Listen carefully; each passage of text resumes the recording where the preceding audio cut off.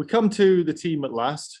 One of these drivers, I think, is the only one we're going to give an A's, A pluses to. The other one, I've no idea what you guys are going to say. MP Motorsport, 305 points, teams, champions, absolute step up of the game from where they've been. Shows what happens when you have a team and a driver working in harmony. These guys surprised everybody, I think. Nobody put Drugovich as a potential champion. No one would have put MP Motorsport as a team's champion at the start of the year. So let's start with Clement Novalak. Josh Revell, your thoughts on Clement Novalak's championship this year? What the hell happened to him? Like, that's all I got to say. That's like people who know that he's he's not halfway decent driver. He can drive. Really a lot can. of us know that. But yikes, the gulf between those two this year is bewildering, really. You got to hope that he can do better next year, but he was just nowhere near his teammate for whatever reason. And it was just puzzling. It was all hell to see. And it was difficult to see exactly how he was doing in reality, because it was way down the pack while his teammate was going so far up ahead. So it's hard to adjudicate how he did this year, really, because, like, again, he was just in no man's land. Tyler, I feel frustrated with Novalak because obviously the team and the car were good, and he is good. Finished P3 in Formula 3. Didn't work out this year. Any reasons why? I have an interesting insight into Clement. So, as you mentioned, P3 last year with Trident in F3.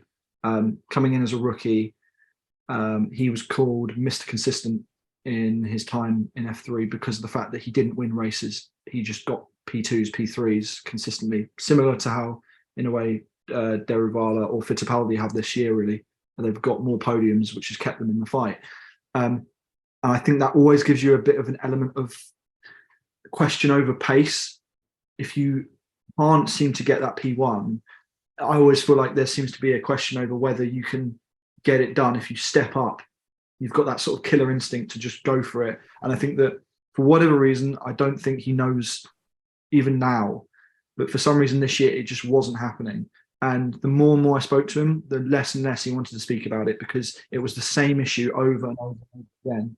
And I think the fact that his teammate was the champion and one of the most dominant champions in F2 history is, as we've mentioned with the likes of Doohan having Sato as your teammate, it's the opposite. Having a teammate that is constantly in the headlines and dominating while you're at the back and people are just looking at you going, you finished third in F3 last year. Why are you fighting with guys like Sato and Cordeal? It was very bad, but he still scored more points than someone like Cordeal by a pretty decent margin. He scored nearly double the points that Cordeal scored. So it shows that he's still not that far off. You know, he just needs to, I think, take a bit of pressure off his shoulders and just go for it. Next year is supposed to be moving on, possibly to Trident again. He is moving to Trident. My bad. Of course he is.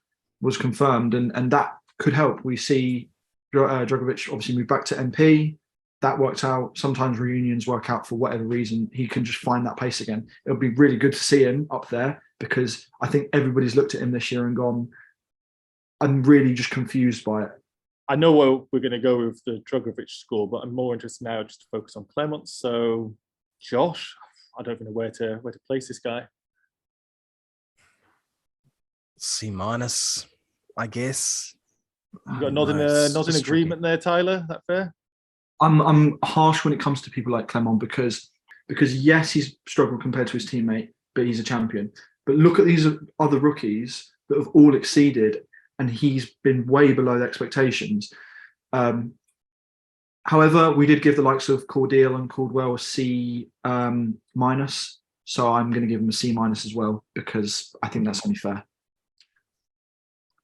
A+ drivers, I have to say, in my opinion, I'm not going to force it on you guys, but like you said, Tyler, we've not seen a season of domination Formula 2 that often that we've seen in Drugovich this year. 265 points, 101 points ahead of the nearest rival. no retirements. Maybe that's a reason why. Bunch of wins, Spain, double win. What a year for Felipe Drugovich. It was all right. Nah, like he did everything he needed to do. Like, what else can you say other than just he just did everything he needed to do, really? What more could you ask of a driver? Just quick as all hell. Just everything came right from the season as it was supposed to do. That round in Spain where he just blitzed the field, won both races, almost summed up the season for him. Just absolutely on the pace and took a well-deserved title. Like, I know I'm starting to sound like the bitter person, like my driver didn't win, all that kind of stuff. Nah, it's just more like there's not much more to say, you know?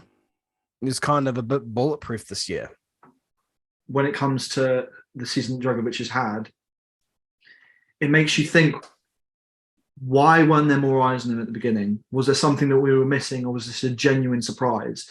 And I think that actually, the Formula 2 sometimes ruins us when we look at guys like Vips and you look at guys like Armstrong and you think, no, it's going to come good at some point. You know, they'll be at the top. They'll fight back. You look at someone like Nick de Vries, who made it count eventually, you know, a few seasons in, and then he finally got it. None of the guys really that were in their third or fourth year managed to do it apart from him. Mm-hmm. And it's really weird because obviously he was the one that wasn't connected to an F1 team. People criticized him throughout the year, constantly asking him questions. Does that put you at a disadvantage? Does that mean that you're at threat of losing out if you win the championship because you're not linked, you haven't got that access, you haven't got that route?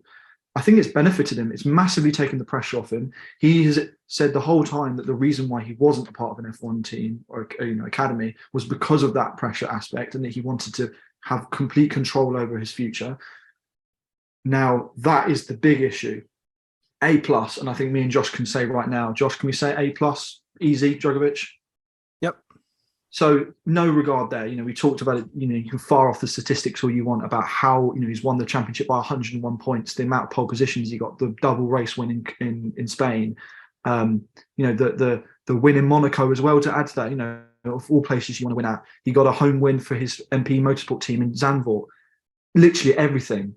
Consistently amazing. But is he going to be another driver that has left himself short of the door because of a lack of negotiation skills or whatever it might be?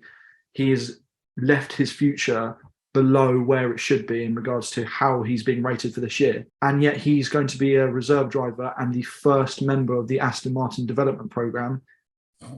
That should sound good, but it sounds so weak.